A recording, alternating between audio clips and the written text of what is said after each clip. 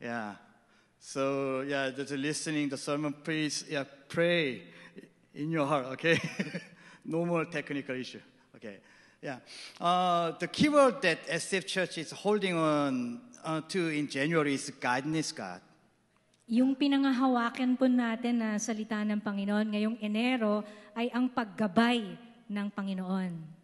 Yeah, I want this year to be a year when do not live on our own, but let us entrust our lives to God who guides our lives. Sana po ngayong taong to ay mamuhay tayo hindi lang sa sarili natin, kundi ipagkatiwala po natin ang ating mga buhay sa Panginoon. Yeah, life is like running. Okay. Ang buhay po natin ay parang pagtakbo.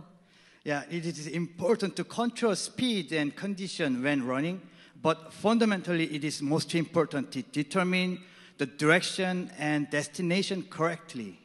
Importante po na sa pagtakbo ay makontrol natin yung bilis at saka yung kondisyon natin habang tumatakbo. Pero mas importante po talaga, fundamental, na malaman natin kung saan ba talaga tayo pupunta o tatakbo sa pagtakbo natin. Yeah, is it right? Yeah, when riding a jeepney or tricycle, the first thing should be the destination. Kapag po tayo sumasakay ng jeepney o kaya ng tricycle, di ba ang unang-unang sasabihin natin kung saan tayo pupunta? Yeah, you can only get to your destination by taking a jeepney that goes where you want to go. Makakarating lang po tayo dun sa pupuntahan natin kapag sinakyan natin yung jeep na papunta dun sa gusto nating puntahan. Yeah, is it right? Yeah. No matter how fast you go, you will not be able to arrive at your destination correctly if you take a jeepney on a different route. Kahit po gaano tayo kabilis, yung takbo ng jeep, kung hindi naman pala yun yung ruta na pupuntahan, yung gusto nating puntahan, hindi pala dun papunta yung jeep, hindi po tayo makakarating dun sa destination natin. Yeah. In the Philippines, sometimes traffic, not sometimes, it's very heavy and takes a long time, but if the goal is clear, you can eventually reach the finish line. Dito po sa atin sa Pilipinas, grabe, napaka-terrible yung traffic, di ba? Parang bago ka makarating dun sa pupuntahan mo, napakatagal. Pero kahit na matagal, siguradong makakarating ka. Alam mo na makakarating ka. Yeah.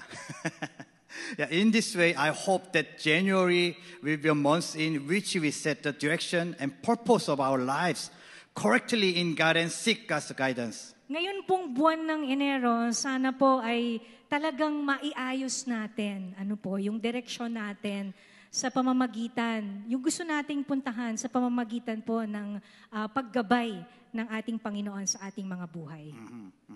The title of today's sermon is The Entrusting. Sa Tagalog po ng entrusting ay ipagkatiwala. Yan po yung pag-uusapan natin ngayong hapon. Yeah, if you look up the meaning of entrusting in the dictionary, it comes up as follows. To assign the responsibility for doing something to someone or put something into someone's care of protection. Sa Tagalog po, kung i-search nyo yung meaning ng entrusting, ibig sabihin yan, una, mag-atang o magbigay ng responsibilidad sa isang tao na gawin ang isang bagay. At pangalawa, ibigay sa isang tao ang pag-aalaga o pagpoproteksyon sa isang bagay. Yeah. It is making someone else take on the responsibility that I should have. Sa makatwid po, yung entrusting na sinasabi natin, ibinibigay natin sa ibang tao yung dapat na tayo ang gagawa. Sorry. Yeah, or it is transferring the decision making to take care of something that I should have taken care of myself. O kaya naman po ay binibigay natin, itinatransfer natin, inililipat natin yung kapangyarihan na magdesisyon doon sa ibang tao para sa atin, sa pag-aalaga sa atin, o kaya naman sa paggawa ng mga responsibilidad na of course tayo yung gagawa. Ibinibigay natin yon sa ibang tao. Yeah, as we live our lives, we entrust more things to someone or something than we think. Sa buhay po natin, hindi natin namamalayan. Talagang yung pagbibigay ng tiwala sa iba, sa mga responsibilidad, talagang nangyayari yan sa atin. Ano po? Let's talk about tricycle again. Yeah, we usually use jeepneys, the tricycles, angkas, or joyride, or Grab as transportation. Gumagamit po tayo ng mga ito, di ba? Yung jeep, tricycle, angkas, joyride, at kung ano-ano pa. Yeah, just while looking at the road, we often see the scene of the traffic accident. Habang minsan, pag nakatingin tayo, na nakasakay tayo, nakita natin biglang merong aksidente sa daan. The traffic accidents, large or small, to continue to occur daily. May mga aksidente po talaga na araw-araw makikita natin sa daan. Ano po, yung malaking aksidente, maliit na aksidente, nangyayari po talaga yan. Yeah, however, we use transportation every day because the probability of arriving safely is higher than the probability of an accident. Pero gayon pa man po, tayo po ay sumasakay pa rin ng jeepney, ng transportasyon. Kasi yung posibilidad na makarating tayo dun sa patutunguhan natin ng safe naman tayo ay mas malaki kaysa yung posibilidad na tayo ay maaksidente. Yeah, we entrust our safety and protection to transportation. Right? Ipinagkakatiwala natin yung, of course, yung safety natin, ang protection natin sa transportasyon. When driving, I go on familiar road, and I used to use a map app such as Waze or Google Maps. Si Pastor SJ, pag nagda-drive siya, gumagamit siya ng Waze. Parang ano yon, application. Yeah. I enter my destination, tap, tap, tap, tap, and drive as instructed by the app. So, nilalagay niya doon sa Waze kung saan siya pupunta. Tapos, susundan niya yung direction ng Waze. But sometimes it guides me down a completely wrong path or even guides me to further away. Pero minsan yung Waze, nililigaw yung driver. O kaya, mas lalo pang napapatagal yung pagdadrive, mas malayo pa yung ruta na binibigay. Is he right? Yes. However, I chose my driving to map app. Pero gayon pa man, ginagamit pa rin ni Pastor yung app na yon, nagtatrust pa rin siya para gamitin yon. Yeah, because it is much more likely the app will guide me correctly more than if I were to find the way without knowing the way. Kasi mas malaki pa rin yung posibilidad na tama naman yung ibibigay na direction ng mapa or ng Waze kesa iligaw siya nito. Yeah. When managing a center, there are times when problems and breakdowns occur in place, big or small. Sa pagmamanage po nitong center na ito, maraming pagkakataon talaga na may nasisira o kaya may kailangang ayusin, maraming problema po ang nag-a-arise. Yet there are some things I can fix on my own. May mga bagay po na hindi kayang ayusin ni Pastor SJ. But for the most part, Marco here, where? Yeah, knows better and he can fix them better than me. And I entrust Marco with that. So, Where's Marco? there in the back. Ganun nga po pero maraming pagkakataon na si Marco, siya yung nag-aayos ng mga nasisira dito at pinagkakatiwalaan siya ni Pastor SJ na maayos niya yung mga bagay na yon kasi mas alam niya kesa kay Pastor. Yeah, so when a problem appears, I ask Marco and entrust him. Kaya pag may problema, may nasira dito, talagang binibigay niya yung trabaho kay Marco at pinagkakatiwalaan niya na kaya niyang ayusin yung nasira. Yeah, love you, Marco.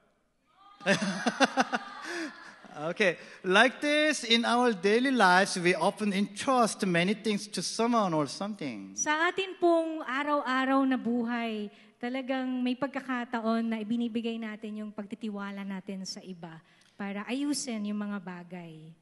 Yeah, in this way, entrust is transferring decision-making authority to someone who can make a more correct decision than myself. Sa pagkakataon pong ito, yung pag-entrust, ang ibig pong sabihin ay ibinibigay natin, itinatransfer natin sa ibang tao yung kapangyarihan o yung otoridad na magdesisyon.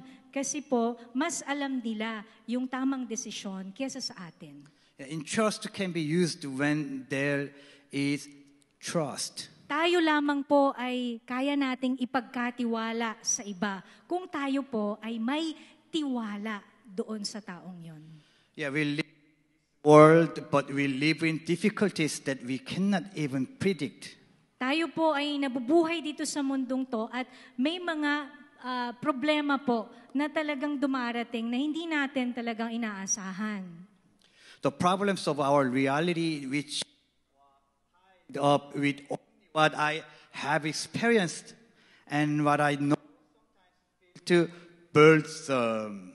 Yun pong mga hinaharap natin na mga problema, yung mga reality sa buhay natin na nakikita natin. Yan po, minsan na-experience na natin yan, minsan naman hindi.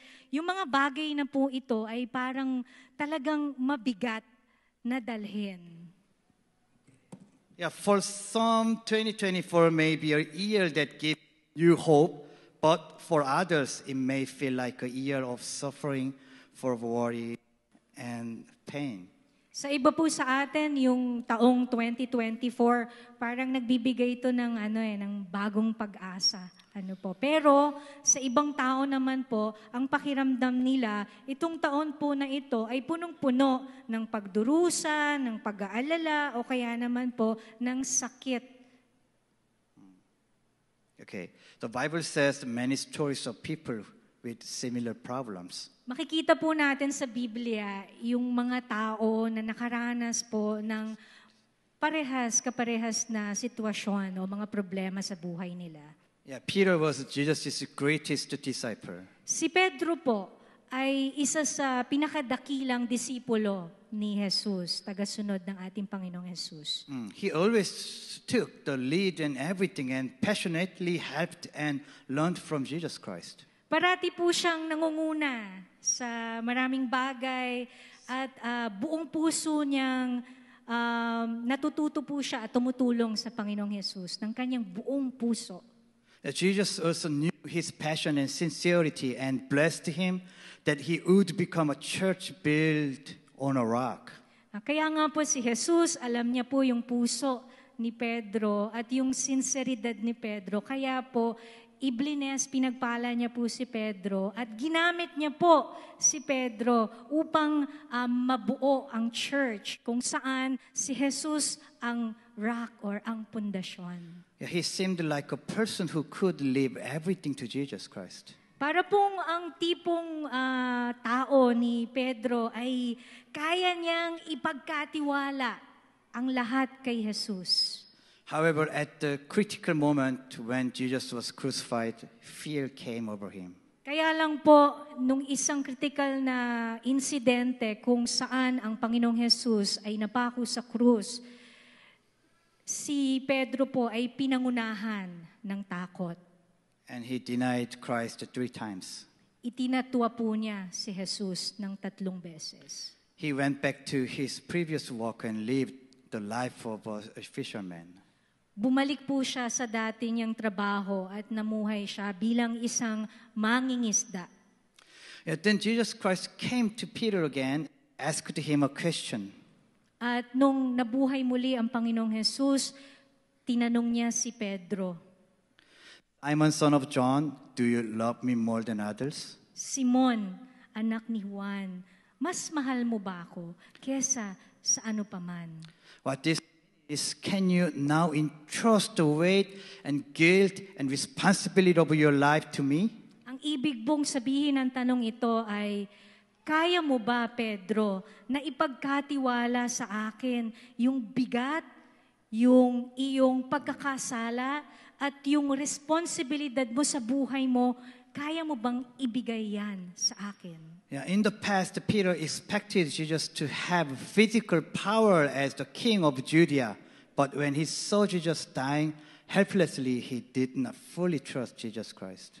Nung bago po mamatay si Jesus, ine-expect ni Pedro na si Jesus ay magiging hari ng Judea.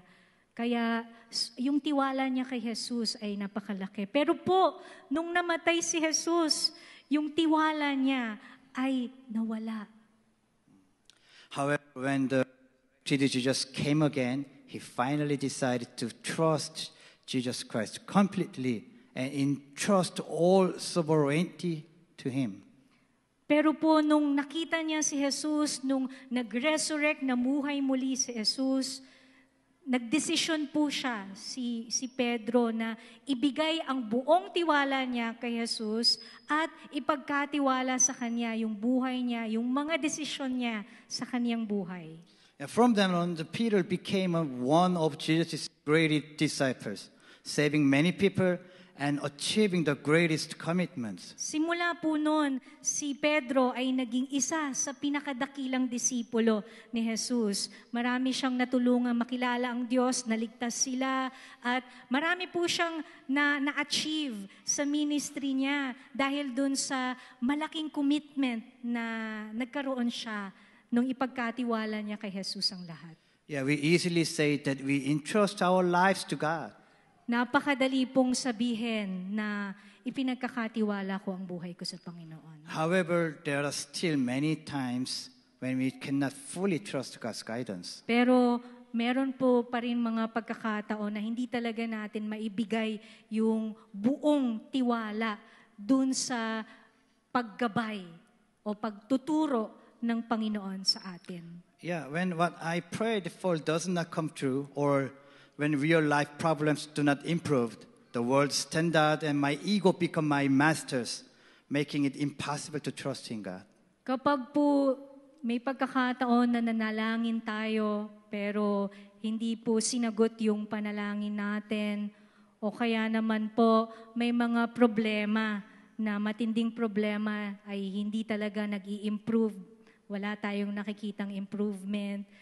Minsan po, actually madalas po, na tinitignan natin yung standard, kung ano ang sinasabi ng tao sa paligid natin, tinitignan din natin kung ano yung nararamdaman natin, at yan po ang nagiging master natin, yun po ang sinusunod natin. Kaya sa mga ganung pagkakataon, parang imposible sa atin na ipagkatiwala sa Diyos ang lahat-lahat. Entrust means trusting completely. Ang ibig pong sabihin ng pagbibigay ng tiwala or pag-i-entrust ay buong-buo po tayong magtitiwala sa Diyos. Yeah, being guided by God means completely entrusting sovereignty. Ang ibig pong sabihin nung paggabay ng Panginoon sa ating buhay ay ipagkakatiwala natin ng buong-buo sa Diyos. Lahat po sa buhay natin, yung mga desisyon na gagawin natin, si Lord po ang mangunguna. Yan po ang paggabay ng Diyos. Yeah, this is another story. Ruth chapter 1, Elimelech and Naomi moved to the region of Moab with of famine in Judah. Isa pa pong kwento dito sa Biblia, nasa Ruth po ito, chapter 1, kung saan si Elimelech at si Naomi ay sila po ay lumipat po sa Moab. Doon na sila tumira. Kasama yung kanilang dalawang anak na lalaki kasi po nagkaroon po ng taggutom sa Judah. Doon na po sila lumipat sa Moab. However, Naomi's husband Elimelech died and her two sons also died. Leaving only Naomi and the two daughters-in-law she met in the land of Moab. Kaya lang po, yung anak po, yung asawa ni Naomi na si Elimelech ay namatay dahil sa giyera noon. At yung kanilang dalawang anak din na lalaki ay namatay. Kaya ang natira na lamang po noon sa Moab, si Naomi at ang kanyang dalawang daughters-in-law, yung anak asawa ng kanyang mga anak na lalaki. To return to Judah, Naomi told her two daughters-in-law that they could return to their hometown and start new lives. Nung pabalik na po si Naomi sa Judah, sinabi niya doon sa kanyang daughters-in-law, sabi niya, umuwi na kayo sa mga bayan ninyo, sa mga hometowns ninyo, at mag-umpisa ulit kayo ng buhay dahil nga po patay na yung kanilang mga asawa. Yeah, Orpah, one of her daughters-in-law, heard Naomi's word and returned to her hometown.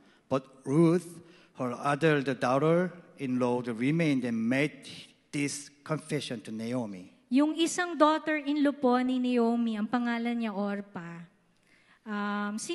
umalis po siya, umuwi siya dun sa hometown niya. Pero po si Ruth, yung isang asawa ng kanyang anak na lalaki, naiwan po siya, hindi po siya umalis, nandun lang siya. At ito po yung sinabi niya kay Naomi. Yeah, verse 16 said, "Don't urge me to leave you or to turn back from you. Where you go, I will go. And where you stay, I will stay. Your people will be my people, and your God will be my God." Ito po yung sinabi ni Ruth. Huwag mo akong pilitan na iwanan ka o bumalik dun sa aking hometown. Kung nasan ka, kung saan ka pupunta, ay dun din ako pupunta. Kung sino yung mga kababayan mo, sila din ang magiging kababayan ko. Kung sino ang Diyos mo, yun din ang aking magiging Diyos. She couldn't see any. Trusted in the good God and gave her life to Him. Hindi po makakita ng pag-asa si Ruth ng mga panahong ito. Kaya yung buong buhay niya, ipinagkatiwala niya po sa mabuting Diyos. So she followed her mother-in-law Naomi back to Judea, where she met Boaz. Then through her descendants, David was born. Kaya nga po, sumunod siya sa kaniyang biyenan na si Naomi, pabalik sa Judea. At doon po ay nakilala niya si Boaz. At sila ikinasal at from the line of Boaz and Ruth, nagkaroon po sila ng descendant na si David, King David. Yeah. Reality still prevents us from keeping our faith. Madalas po yung realidad, yung mga problema natin sa buhay, talagang nagiging dahilan po ito na yung ating pananampalataya ay mawala. Many things tempt us to choose money or other method over God. May mga pagkakataon po na naguudyok sa atin na piliin ang pera o kaya ibang paraan ng paglutas ng problema kesa sa ang gusto ng Panginoon. Although we say we entrust it to God, who is master of us, times when something else becomes the master. Kahit na po sinasabi natin na, Lord, ikaw yung Diyos ko, ang master ng buhay ko. Pero may maraming pagkakataon pa rin po sa buhay natin na iba ang nangunguna o nagiging master natin. I say again, entrusting, completely trusting. Ang ibig pong sabihin ng ipagkatiwala ay talagang ibigay ang buong tiwala. Yeah, when we can't see anything right in front of our eyes, when everybody else is pointing and mocking us, we have to make a decision. Kapag po hindi po natin makita yung nasa harapan natin, o kapag po may mga tao sa paligid natin ang sinisisi tayo or kinukutya tayo, kailangan po tayong gumawa ng desisyon. We must decide to live by relying only on God. Kailangan pong mag-decide tayo na tayo ay mamuhay na talagang nakadepende lamang po sa Panginoon.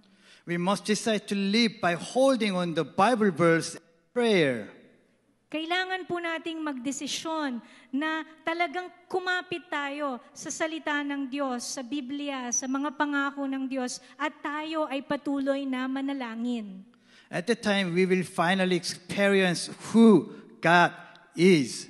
Kapag po yan ay ginawa natin, talaga pong mararanasan natin kung sino talaga ang Panginoon sa buhay natin. Amen. Okay. Okay, there is a famous story in the Bible about Moses parting the Red Sea and the Israelites crossing the Red Sea. Meron pong isang kwento sa Biblia tungkol kay Moses na hinati niya yung Red Sea at yung mga Israelita ay naglakad doon sa gitna ng dagat. Yeah, this story is familiar to us because it was made into a famous animation, The Prince of Egypt. O yung iba sa atin, napanood yung Prince of Egypt. So medyo familiar tayo sa istorya na ito. Have you seen the animation? Right? Okay. But when you read the Bible, some scenes are different from the animation scenes. Pero pag binasa po talaga natin yung Bible, iba siya dun sa animated movie na mapapanood natin. Yeah, in the animation, as soon as Moses raised his staff and plunges into the Red Sea, the sea is magnificently divided into two. Wow. Like that. Dun po sa animation, pagtaas ni Moses dun sa kanyang staff, yung tungkod niya, at ibinabain niya ito sa tubig, talagang immediately, nahati yung Red Sea sa gitna. But at the 14th, Moses stretched out his arms and held the staff over the sea. Pero po dun sa Bible, sa Exodus 14, sabi dun, iniunat ni Moses ang kanyang kamay at hinawakan niya yung kanyang tungkod sa ibabaw ng Red Sea. Yeah, just to stretch it out his arms. Okay. And then, verse 21 said that when Moses stretched over the sea with his staff, God pushed the sea back with a strong east wind all night long. At dun po sa verse 21, sabi doon, nung iniunat ni Moses yung kanyang kamay, yung kanyang arm over the Red Sea, na hawak niya yung tungkod niya, ang Panginoon po ay pinush back, itunulak yung sea sa pamamagitan ng malakas na hangin from the east, galing sa east. Buong gabi. All night long. Yeah. So, this is east, this direction is west, okay? Okay? Yeah. God made the flow wind from east, okay? Okay? But Moses and the Israelites were on the west side of the Red Sea. Si Moses at yung mga Israelita, nandun sila sa kanluran na bahagi ng Red Sea. Okay? However, God created strong east wind and began slowly split the sea from the east all night long. Kaya lang ang Diyos, nagpadala siya ng malakas na hangin mula sa east at dahan-dahan niyang in-split o hinati yung dagat ng buong gabi. Yeah, a strong east wind was already blowing on the other side of the sea, and the sea was splitting apart. Yeah, but in Moses' eyes, it seems as if nothing has changed throughout the night. So ang Panginoon ay kumikilos na nung panahon na yun, at unti-unti niyang hinahati yung dagat. Kaya lang, sa paningin ni Moses, dahil dun sa posisyon niya, nasa west part siya, hindi niya makita yung nangyayari, na may nangyayari pala. Parang sa paningin niya, walang nangyayari. Moses raised his hand. Yeah. Okay? And he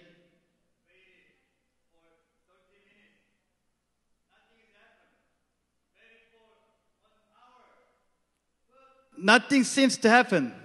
Itinaas ni Moses ang kanyang kamay. Naghintay siya ng 30 minutes. Walang nangyayari, hindi nakikita eh. Sa tingin niya, parang walang nangyayari.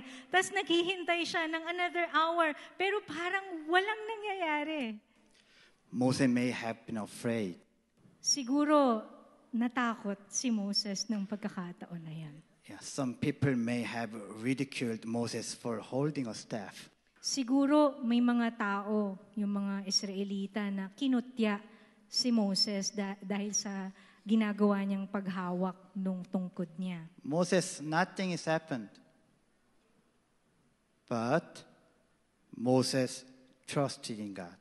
Kaya lang, si Moses ay nagtiwala sa Diyos. Even though he couldn't see any changing, any miracles, he kept holding his arms. Kahit na hindi niya po nakikita yung pagbabagong nagaganap, yung paghati ng dagat, patuloy pong itinaas ni Moses ang kaniyang kamay. He believed that God was the one leading the Israelites. Naniwala po si Moses na ang Diyos ang nangunguna sa mga Israelita.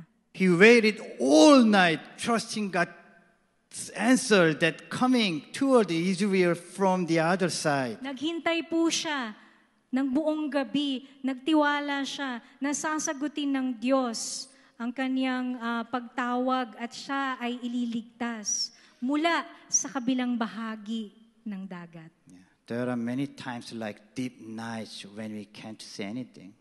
May mga pagkakataon po tayo na sa gabi, bago tayo matulog, parang hindi natin nakikita kung anong nangyayari. A long, boring night where you pray, but nothing seems to happen. May mga pagkakataon na nananalangin tayo sa Diyos, minsan naboboard na tayo sa pananalangin natin, nakikita natin wala namang nangyayari. But when we trust in God and entrust everything to Him, God walks fiercely from the other side. Pero po kung talagang pagkakatiwalaan natin ng Diyos at ipagkakatiwala natin ang lahat sa Kanya, ang Diyos po ay kumikilos buhat doon sa kabilang dako. God is already changing the problems of our life like the Red Sea into dry water. Ang Diyos po ay binabago niya na yung sitwasyon, yung mga problema sa ating buhay. Katulad po nung nangyayari dun sa Red Sea na naging tuyong lakaran nila. Amen? Amen. Amen. The psalmist confessed this in Psalm 23. Yeah, I will read. That the Lord is my shepherd, I shall not be in want. He makes me lie down in green pastures. He leads me beside quiet waters. He restores my soul. He guides me in paths of righteousness for His name's sake. Even though I walk through the valley of the shadow of death, I will fear no evil, for you are with me, and rod and your staff that comforts me. You prepare a table for my enemies. You anoint my head with oil. My cup overflows. Amen? Surely goodness and love will flow me all the day of my life, and I will dwell in the house of the Lord forever. Amen. Amen? He knew exactly who God was. Kilala po nung psalmist yung nagsulat po nito kung sino talaga ang Panginoon. When he decided not to lead my life on my own, but to completely entrust it to God. Nang siya po ay magdesisyon na hindi niya pangunahan ang kanyang buhay, kundi buong-buong ibigay ang pagtitiwala When sa Diyos. when he decided to obey and live according to the word of God, Nung siya po ay nagdesisyon na siya ay susunod sa Diyos at mamumuhay ayon sa salita ng Diyos. God became the one who led me to quiet waters, saved my soul, and guided me along the path of the righteousness. Ang Diyos po ang nanguna sa kanya papunta dun sa tahimik na tubig at nag-refresh nung kanyang soul at gumabay sa kanya patungo sa katuwiran. No matter how dark and scary the reality is, he was able to confess that God protects me. Kahit na po gaano kadilim, gaano ko nakakatakot yung hinaharap niya, siya po ay nakapagsabi na ang Diyos ang nagpoprotekta sa akin. When God's anointing fills my life, I can confess that God's goodness and mercy will be revealed through my life when I dwell in the house of the Lord. Kapag po yung anointing ng Panginoon, yung kapangyarihan ng Panginoon ang pumuno sa ating buhay, masasabi po natin na ang kanyang kabutihan, ang kanyang awa, pagmamahal ng Diyos ay makikita sa pamamagitan ng aking buhay at ako ay mananatili sa tahanan ng Panginoon magpakailanman. Amen. Amen. I want this year to be a year where I entrust my sovereignty, thought, and future to God. Sana po ang taong ito ay kung saan maibibigay natin, maipagkakatiwala natin sa Panginoon, yung desisyon natin ng buhay natin, yung mga iniisip natin, at yung kinabukasan natin sa Panginoon lamang po. What do you consider most important? Ano po ba sa inyo ang pinaka-importante sa buhay ninyo? Is it family, or money, or health, or your nice job? Ito po ba ang inyong pamilya, ang inyong pera, ang inyong kalusugan, o ang inyong trabaho? God is overwhelmingly higher than family and money and my health and my good job. Ang Panginoon po natin ay mas dakila, mas higit pa kesa po sa ating pamilya, kesa sa pera, kesa sa kalusugan natin, kesa sa ating trabaho. Let us decide to entrust everything to God, including the most precious treasures. Tayo po ay magdesisyon na ipagkatiwala natin sa Panginoon yung lahat ng mahalaga sa ating buhay. Amen. Amen. Amen. God is good. Mabuti ang Diyos. God loves you more than anyone else in this world. Mahal po kayo ng Panginoon higit pa sa sino man dito sa mundong to. Yeah, lastly, I'm gonna end the sermon by reading the Matthew chapter 11, verse 28 to 30. Jesus said, "Come to me, all you who are weary and burdened, and I will give you rest. Take my yoke upon you and learn from me, for I am gentle and humble in heart, and you will find rest for your souls. For my yoke is easy and my burden is light." Amen. Amen. Let's pray. Manalangin po tayo. Good Father God, Mabuti naming Ama. even though I say I love God, there are still many things I am holding on to in my strength. Kahit na po sinasabi namin, Lord, na mahal ka namin, marami pa rin pong mga bagay sa buhay namin na hinahawakan namin at ang sarili naming kalakasan ang ginagamit namin. Now in 2024, I have decided to trust in God as my guide and entrust everything to you. Ngayon taong pong ito, kami po ay magdedesisyon na ibigay ang kumpletong pagtitiwala sa iyo, Panginoon, at ikaw ang maging gabay namin sa lahat ng bagay. Please be my complete Lord. Ikaw po ang manguna at ang maging Lord and Master ng buhay namin. Please reveal how good God is through my life. Ipakita mo po, Panginoon, ang iyong kabutihan sa buhay namin. Yeah, we pray in Jesus' name. Amen. Amen. Amen.